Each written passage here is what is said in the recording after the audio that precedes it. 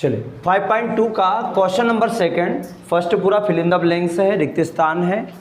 और यहाँ से सबसे जैसे कि चैप्टर कर रहे हैं तो 3 नंबर का एक मतलब 3 नंबर के वस्तुनिष्ठ आएंगे और 2 नंबर का एक प्रश्न आएगा। कुल मिला के 5 नंबर का क्वेश्चन है। तो 3 नंबर का एक वस्तुनिष्ठ हो गए, मतलब 3 नंबर के चाहे वो सत्य सत्य में आ जाए, रिक्त स्थान में आ जाए या बहुविकल्पी प्रश्न में आ जाएंगे। ठीक है, 2 का एक प्रश्न आएगा।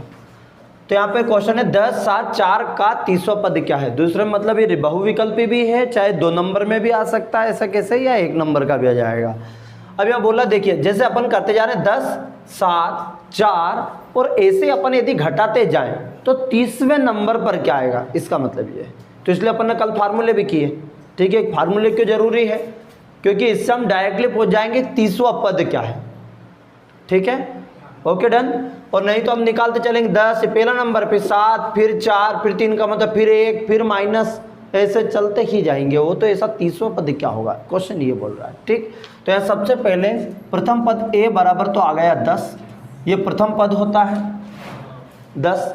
ठीक, सार्वंतर की बात करें तो सार्वंतर d बराबर a2 माइनस a1, तो 7 माइनस 10, 10 में 7 गए -3, क्योंकि -3 घट रहा है। d यदि माइनस में है इसका मतलब वो कम हो रहा है। बोलो क्लियर। अब देखते हैं हमें क्या चाहिए, 30वां पद। तो a 30 की वैल्यू चाहिए, तो 30वां पद यदि चाहिए तो a प्लस 29d, एक कम हो जाता है। ये एक कम कैसे होता है ये ध्यान से समझ लो। जैसे an is equal to a plus n minus 1 into D, ये सूत्र है हमारा।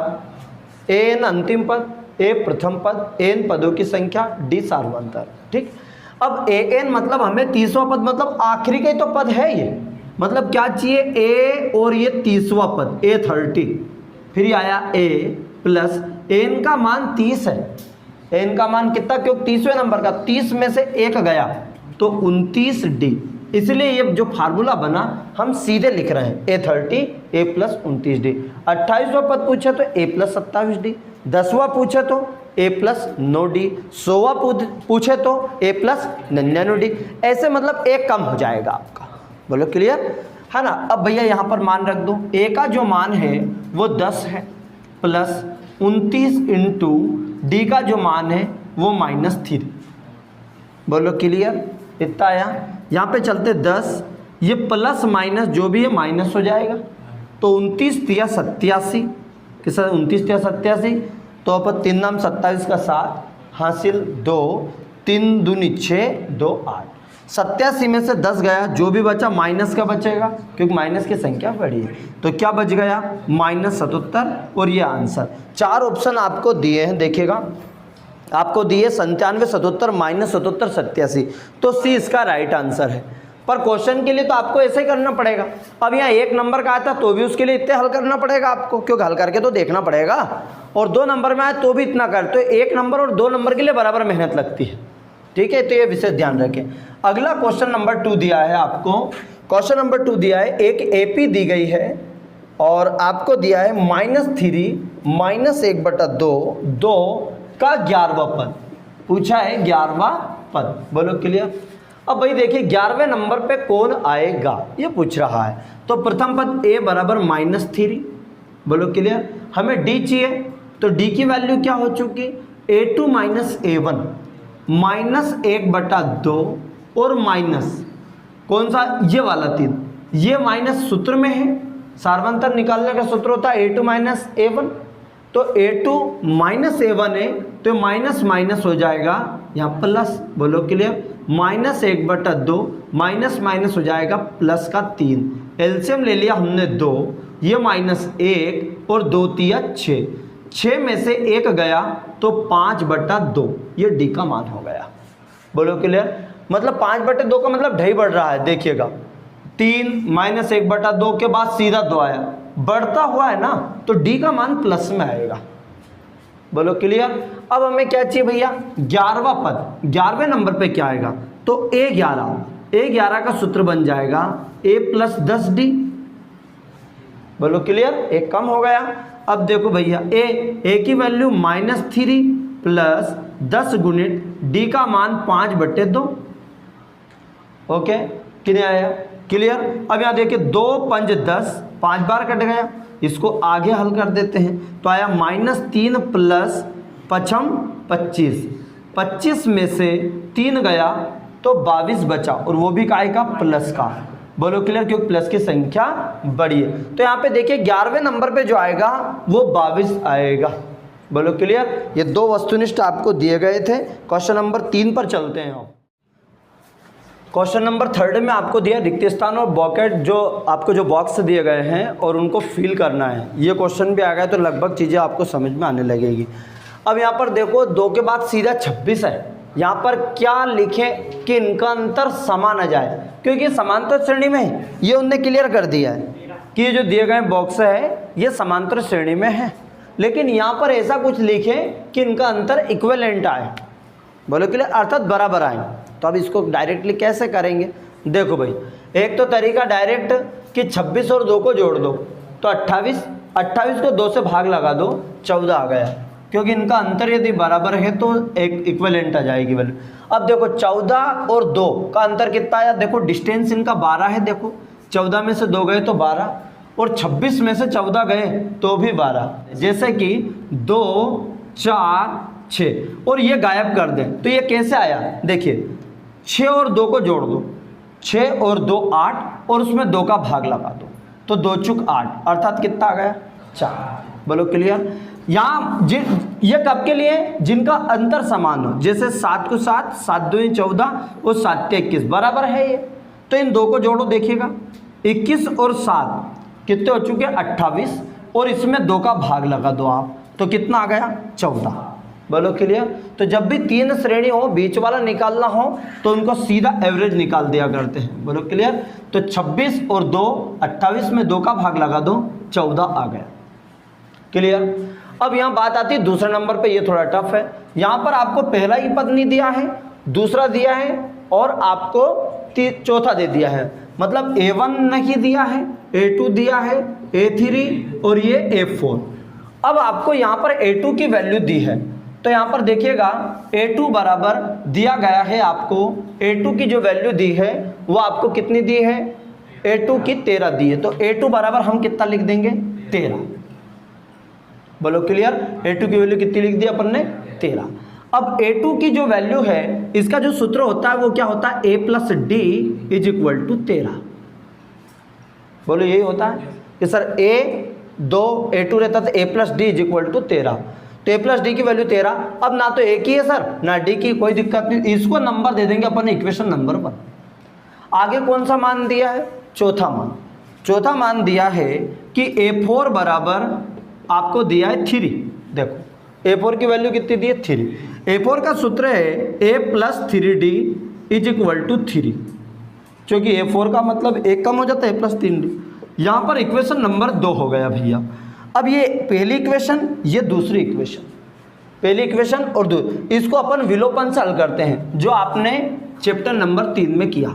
विलोपन क्या होता है, समीकरण 1 में से 2 को घटा देते हैं। समीकरण 1 में से 2 को घटाया, 1 में से 2 को घटाने पर, भाई घटाया तो क्या आ गया, A plus D is equal to 13, A plus 3D is equal to 3। घटाते तो ये माइनस और ये माइनस। बोलो क्लियर, आ गया। जब अपन ने A से A कैंसिल कर दिया, 3 में से 1 गया तो -2D। बोलो क्लियर, माइनस की संख्या बड़ी है। 13 में से 3 गया तो 10 बच गया, और वो भी काय का, प्लस का।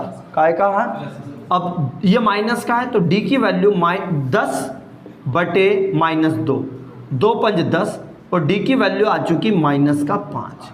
मतलब आपको D तो पता चल चुका है कि -5 घट रहा है, तो सीधी सी बात है, यहाँ पे 13 है तो यहाँ पे 5 बढ़ जाएगा, इधर 18 फिर 13 5, फिर 13 में से 5 ये 8, फिर देखो ये। बोलो क्लियर, क्योंकि D की वैल्यू कितनी है, -5। D की वैल्यू कितनी है, -5। अब अपने को प्रथम पद चाहिए, या ये अब एक काम कर सकते हो, D का मान समीकरण 1 में रख दो, कोई दिक्कत नहीं। जो करते हैं विलोपन में, D का मान समीकरण 1 में रखने पर, समीकरण 1 क्या है, A प्लस डी बराबर 13। अब D का मान -5 है, बराबर 13, माइनस का 5 इधर गया तो प्लस का हो गया, -13 + 5, तो a = 13 और 5 कितने हो गए 18, अर्थात पहला मान क्या आ गया 18। बोलो क्लियर, 18 13 फिर 5 हो जाएगा तो कितना आ गया 8। बोलो क्लियर, फिर 8 में 3 गए, देखो 5 गए तो वापस 3 बच जाएगा, मतलब ये बराबर आ जाना चाहिए। आया कैसे, ये अब इतना सारा क्लियर एक नंबर के वस्तुनिष्ठ में आता है। बोलो क्लियर, तो पर पूरी चीजें कॉन्सेप्ट आपका क्लियर होना चाहिए। नेक्स्ट हो जाएंगे, देखिएगा थर्ड क्वेश्चन में दिया, पहला नंबर दे दिया है, दूसरा खाली दे दिया, तीसरा खाली दे दिया, चौथा दे दिया है। बोलो क्लियर, तो प्रथम पद आपके पास है, ये वाला दिया है, ये नहीं है, ये नहीं है, कोई दिक्कत नहीं, चलिए जो है वो तो लिखो। a बराबर हमारे पास 5 दे दिया। बोलो क्लियर, यहाँ पर a बराबर 5 दिया और a4 की वैल्यू दे दी है। a4 बराबर कितना दिया 9, एज इट इज 1/2। नहीं आया क्या, ये चौथे नंबर पे दिया है, जो दिया पहले वो लिख लो। ठीक, अब a4 की वैल्यू होती भैया a + 3d बराबर, एक कम हो जाता है a + 3d, 9 दूनी 18, 9 दूनी 18 और 19, 19/2 ऐसे लिखते हैं। ठीक, अब a का मान है हमारे पास 5, a का मान रख दो 5 + 3d बराबर 19/2। बोलो क्लियर, अब यहाँ पर वैल्यू चाहिए भैया वही d का, तो 3d = 19/2, प्लस का 5 इधर गया तो माइनस का, पहले प्लस माइनस वाले लेके जाते हैं, इसके बाद गुणे भाग वाले लेके जाएंगे भैया। यहाँ पर वैल्यू है 3d बराबर 2, हमारा ले लिया हमने एलसीएम, तो 19 - 2 × 5 = 10, 3d बराबर 19/2 - 5, 2 × 5 = 10 हो गया। अब 3d लिया, 19 में से 10 गए, 9/2। बोलो क्लियर, d का मान चाहिए तो 9/2 × 3, गुणे वाली संख्या बटे में चली जाती है। ठीक है, तो 3 तिया 9, तो d का जो मान आया वो आया 3/2। 3/2 बढ़ रहा है और घट रहा है। अब हमें कौन सा चाहिए, दूसरे नंबर का पद, तो दूसरा नंबर मतलब a2, तो a2 का सूत्र क्या आ गया a + d। बोलो क्लियर, a2 का मान क्या है a + d। अब a का मान कितना है, a का मान हमारे पास 5 दिया है, प्लस d का मान कितना दिया 3/2। बोलो क्लियर, एलसीएम आ गया 2, 2 × 5 = 10 और 3 का 3 3, 2 × 5 = 10, 3 वैसा का वैसे ही, क्योंकि इसके बटे में कुछ नहीं होता, ऐसे क्रॉस गुना होता है। 10 और 3 हो चुके 13/2, तो भैया 2 छंकी 12, 2 छंकी 12, 6 सही 1/2। क्या लिखेंगे, मतलब 3/2 का मतलब पता है 1.5 बढ़ रहा है, 2 एकम 2 और आधा, 3/2 का मतलब 1.5। अब 5 में 1.5 जोड़ देंगे तो क्या 6.5 हो जाएगा। बोलो क्लियर, 1.5 जोड़ के देखो 5 6.5 आ जाएगा, वही आया।